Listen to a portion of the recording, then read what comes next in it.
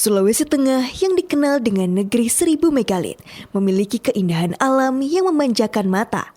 Keindahannya tidak pudar meski telah dilanda bencana alam 2018 silam.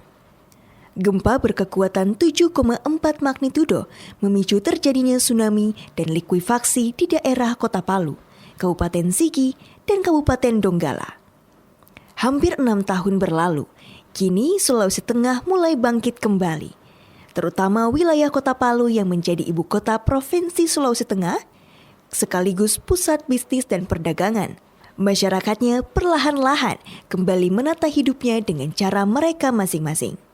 Perbaikan infrastruktur, bangunan-bangunan publik, hingga relokasi pemukiman korban bencana alam diselesaikan perlahan. Masyarakat kembali menjalani hidup normal seperti sebelum bencana alam terjadi. Aktivitas bisnis dan perdagangan, serta belajar mengajar sudah kembali seperti sedia kala. Palu dengan segala pesonanya mulai bersinar kembali.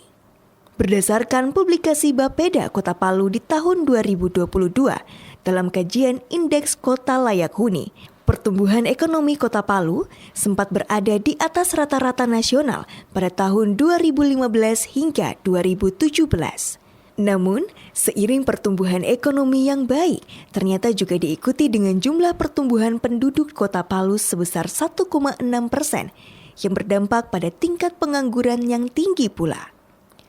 Ini terlihat dari data pengangguran Kota Palu yang sangat tinggi, yakni sebesar 8,38%, di atas rata-rata pertumbuhan pengangguran Provinsi Sulawesi Tengah yang sebesar 7,07%. Dan nasional sebesar 3,77%.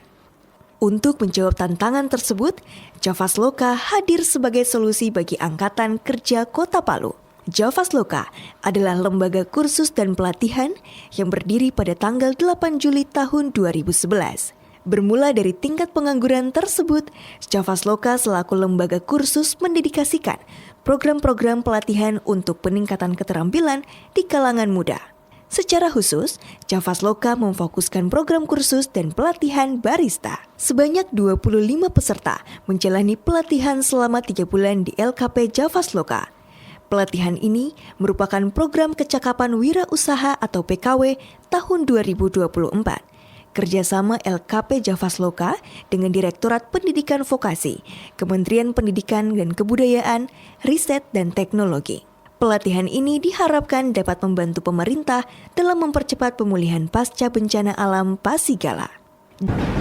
Bismillahirrahmanirrahim. Assalamualaikum warahmatullahi wabarakatuh. Salam sejahtera untuk kita semua. Perkenalkan, nama saya Andre Ramatora Oresos, selaku penanggung jawab kegiatan program pendidikan kecakapan wirausaha kejuruan barista tahun 2024. Materi kegiatan kecakapan wirausaha barista disusun untuk menghasilkan output berupa lahirnya barista-barista yang bisa merintis usaha baru.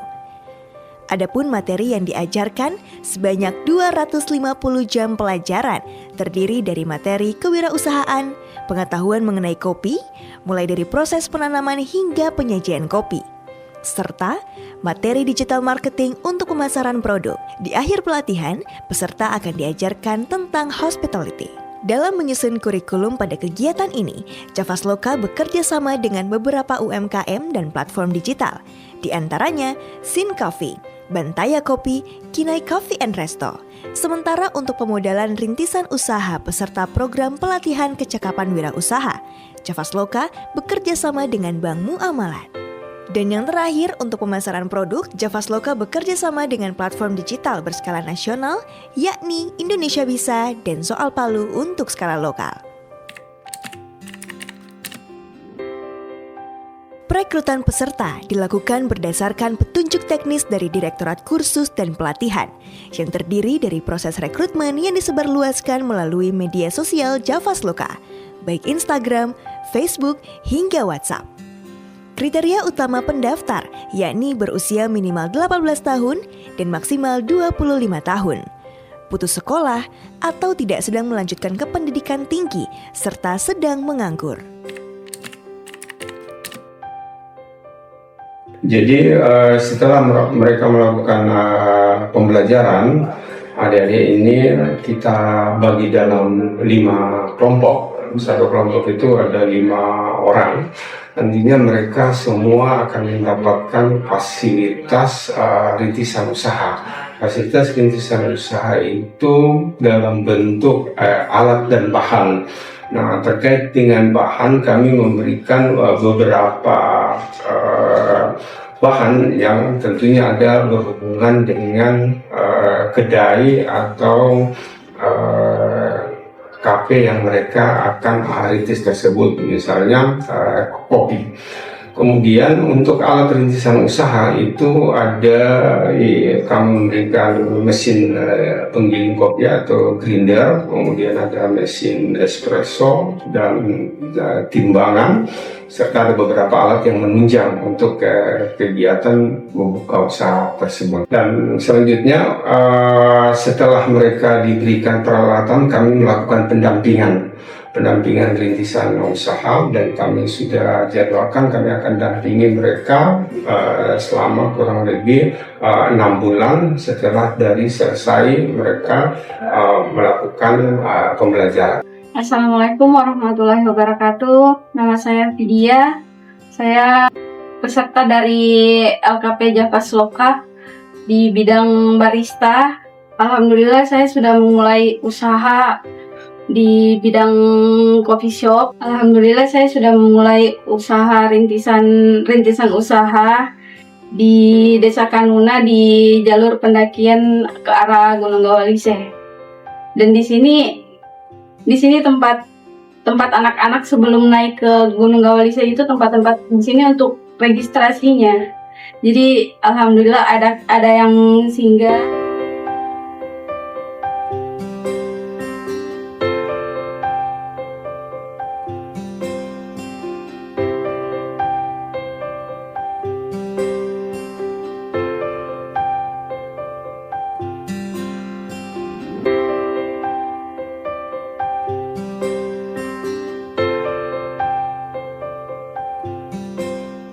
Assalamualaikum warahmatullahi wabarakatuh. Perkenalkan, nama saya Faiz Pratama. Saya adalah peserta pelatihan barista yang ada di LKP Javas Loka. Alhamdulillah, selama saya mengikuti kurang lebih 3 bulan ini, saya dilatih, dididik dan dibina menjadi barista di LKP Javas Loka. Tentunya, kesan saya selama mengikuti pelatihan di sini, yang pertama mendapatkan ilmu yang baru, kemudian mendapatkan relasi, teman baru, dan pengalaman yang baru. Harapan saya untuk LKP Javas Loka ini terus melanjutkan program pelatihannya untuk melahirkan generasi barista dan membuka lapangan pekerjaan. LKP Javas Loka semakin jaya dan maju. Assalamualaikum warahmatullahi wabarakatuh. Perkenalkan, nama saya Siti Nur Halimah Eli. Saya biasa dipanggil Irma.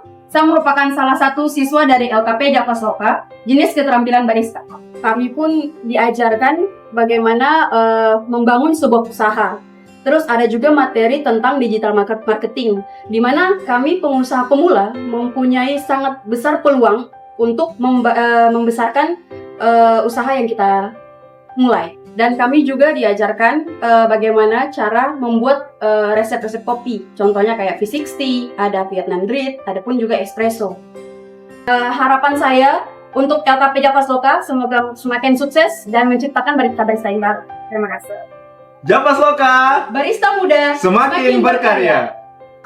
Harapan kami dari pengelola LKP Javas Loka, maksudnya kegiatan untuk pelatihan atau kursus barista ini semoga bisa banyak memberikan manfaat kepada mereka, para generasi muda yang jauh lebih baik tentunya untuk pengembangan barista-barista yang ada di Kota Palu.